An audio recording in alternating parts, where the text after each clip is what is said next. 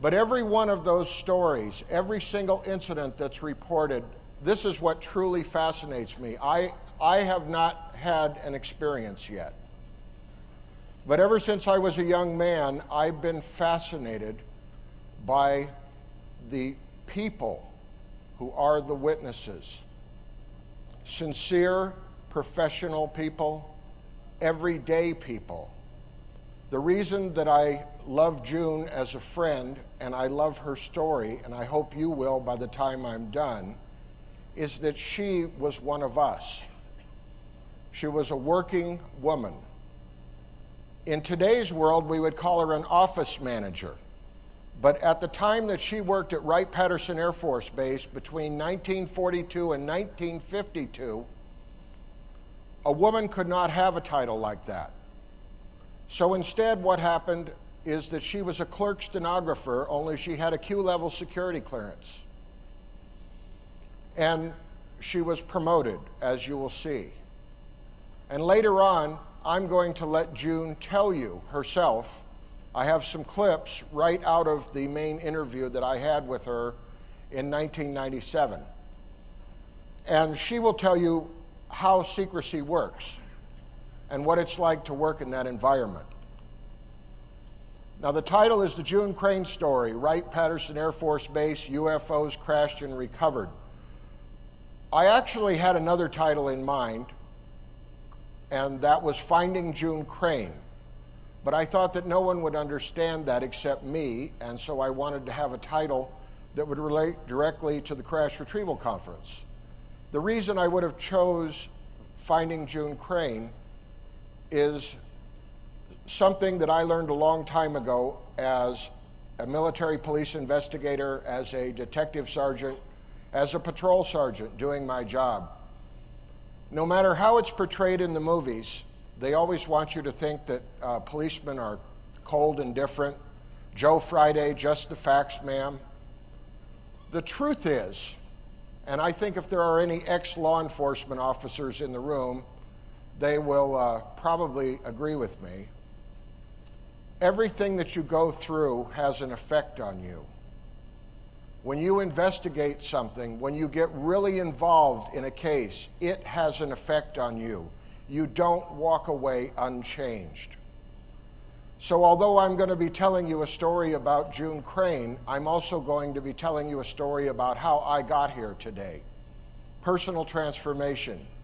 How I went from being a teenager who collected UFO books and was always interested in the field to actually stepping out professionally and saying, yes, call me what you will, a believer, a buff, whatever title you want to lay on me. This is the most important mystery that I will ever try to solve in my life, is the reason that we're all here. And June knew it too. So I want to set a little bit of background. I like words. The English language is extremely important, and it's good to know exactly how you're using a certain word. I'm going to submit to you that my friend June Crain was one of the strongest corroborating witnesses around for this entire UFOs and what does the government know about it question. Corroborate essentially means to make robust or make strong. Anytime that you're investigating something, you have direct witnesses, someone who actually was there, someone who actually can tell you what they saw, what they did, etc. But equally important are the corroborating witnesses, and sometimes they're even more important. I've investigated numerous cases that have successfully gone to trial that involved corroborating witnesses, what you call circumstantial evidence. In other words, someone who didn't see it happen, but they are qualified as experts based upon where they were and what they knew about the background.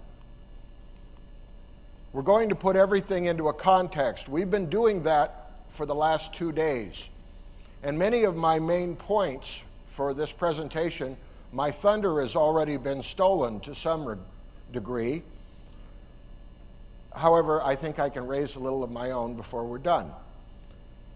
We're going to be creating a texture, a weaving together of facts, circumstances, ideas to form this tapestry of UFO knowledge. I'm going to focus on 3 levels.